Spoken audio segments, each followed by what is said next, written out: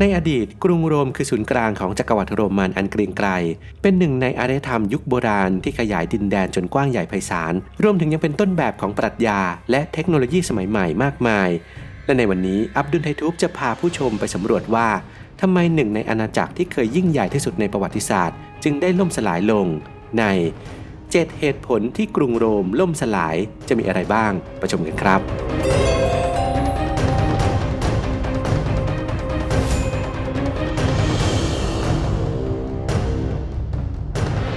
1. การรุกรานของชนเผ่าอนาารยชน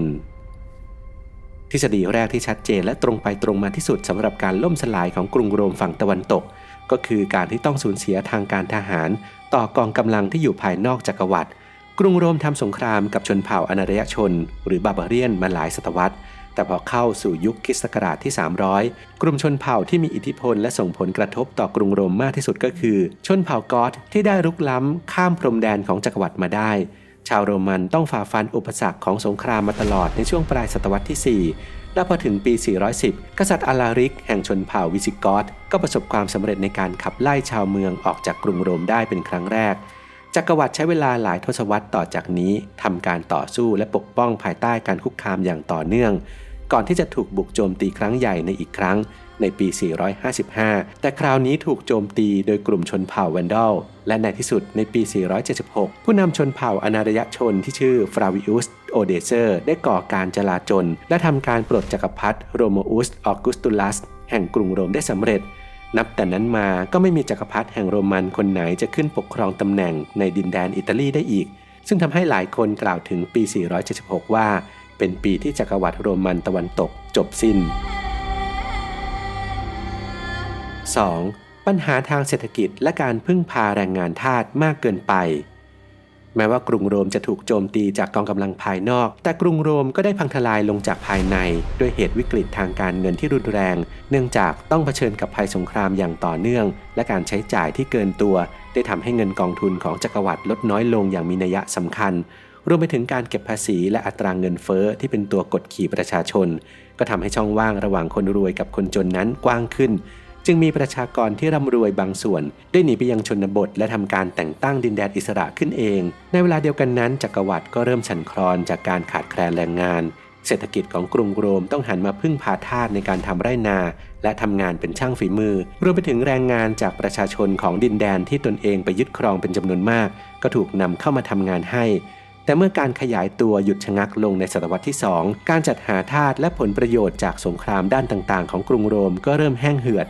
ความเสียหายครั้งใหญ่เกิดขึ้นอีกครั้งในศตวรรษที่5เมื่อกลุ่มชนเผ่าแวนดอลได้ครอบครองดินแดนในแอฟริกาเหนือ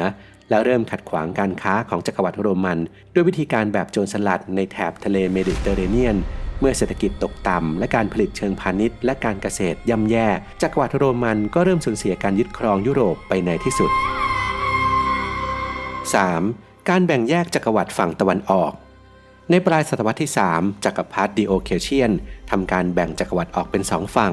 คือจักรวรรดิตะวันตกที่ตั้งอยู่ในเมืองมิลานและจักรวรรดิตะวันออกตั้งอยู่ในเมืองไบแซนเทียมซึ่งต่อมารู้จักกันในชื่อคอนสแตนติโนเปิลการแบ่งแยกเช่นนี้เชื่อว่าทำให้อาณาจักรปกครองได้ง่ายขึ้นแต่ก็แค่ในระยะสั้นๆเพียงเท่านั้นเพราะเมื่อเวลาผ่านไปทั้งสองฝ่ายต่างก็ล้มเหลวในการทำงานร่วมกันเพื่อต่อสู้กับภัยคุกคามจากภายนอกและทั้งสองฝ่ายมักจะทะเลาะกันในเรื่องทรัพยากรและความช่วยเหลือทางทหาร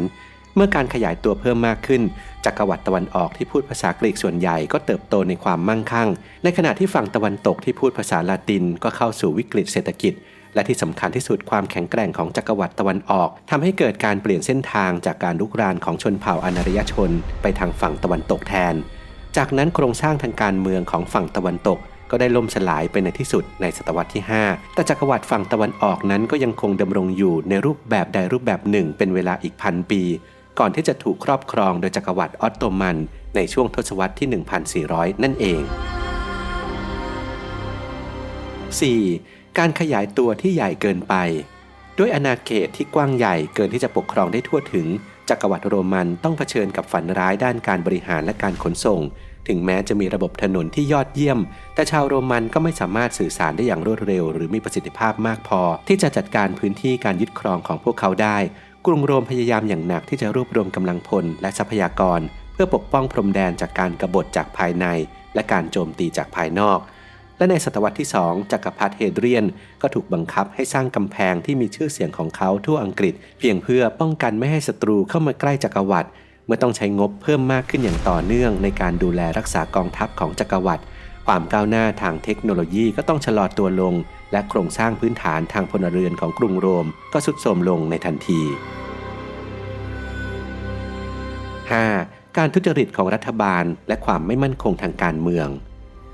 หากขนาดที่กว้างใหญ่ของกรุงโรมทำให้การปกครองยากยิ่งขึ้นแล้วแต่การที่มีผู้นำที่ไม่มีประสิทธิภาพเพียงพอก็ยิ่งทำให้ปัญหาเพิ่มขึ้นไปอีกว่ากันว่าการเป็นจักรพรรดิแห่งโรมันนั้นเป็นงานที่อันตรายเสมอมา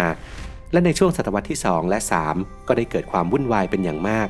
สงครามกลางเมืองทำให้จักรวรรดิตกอยู่ในความโกลาหลและทหารมากกว่า20คนได้เข้ายึดบัลลังก์ในช่วงเวลาเพียง75ปีความย่ำแย่ทางการเมืองยังขยายไปถึงวุฒิสภาโรมันที่ซึ่งล้มเหลวจากการทุจริตในวงกว้างและไร้ความสามารถเมื่อสถานการณ์เลวร้ายลงชาวโรมันจำนวนมากก็สูญเสียความไว้วางใจในผู้นำของพวกเขา 6. การมาถึงของฮันส์และการอพยพของชนเผ่าอนารยชนการโจมตีกลุ่มอนารยชนในกรุงโรมบางส่วนเกิดจากการอพยพครั้งใหญ่ที่มาจากการรุกรานยุโรปของชนเผ่าเร่ร่อนอย่างฮันส์ในปลายศตวรรษที่ 4 เมื่อนักรบชาวยูเรเชียนเหล่านี้ได้อาละวาดไปทั่วยุโรปตอนเหนือพวกเขาได้ขับไล่ชนเผ่าดั้งเดิมจำนวนมากไปยังพรมแดนของจักรวรรดิโรมันจึงทำให้ชาวโรมันต้องยอมให้สมาชิกของเผ่าวิสิกอธข้ามแม่น้ำดานูบไปทางใต้และเข้าไปในอาณาเขตของโรมันอย่างปลอดภัยแม้จะไม่เต็มใจก็ตามอีกทั้งชาวโรมันยังปฏิบัติต่อชาวกอธอย่างโหดร้ายทารุณเมื่อการกดขี่ของชาวโรมันมีมากขึ้นจึงทำให้ชาวกอธที่ทนไม่ไหวก็ได้ลุกขึ้นต่อต้านกองทัพโรมันจนสำเร็จและได้ทำการสังหารจักรพรรดิวาเลนแห่งฝั่งตะวันออกในระหว่างยุทธการที่เอเดรียโนเปิลในปี 378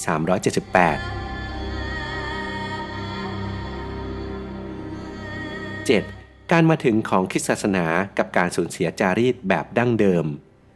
ความเสื่อมโทรมของกรุงโรมเชื่อมโยงกับการเติบโตของศาสนาคริสต์และบางคนก็เชื่อว่าการเพิ่มขึ้นของความเชื่อใหม่นั้นมีส่วนทำให้เกิดการล่มสลายของจักรวรรดิ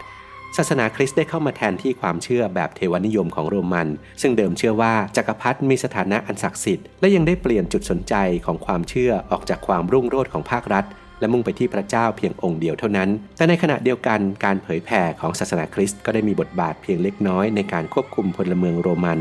นักวิชาการส่วนใหญ่ให้เหตุผลว่าอิทธิพลของศาสนาคริสต์ไม่ได้รับความนิยมมากนักเมื่อเปรียบเทียบกับปัจจัยด้านการทหารเศรษฐกิจและการบริหารอย่างที่จักรวรรดิโรมันเคยเป็นมา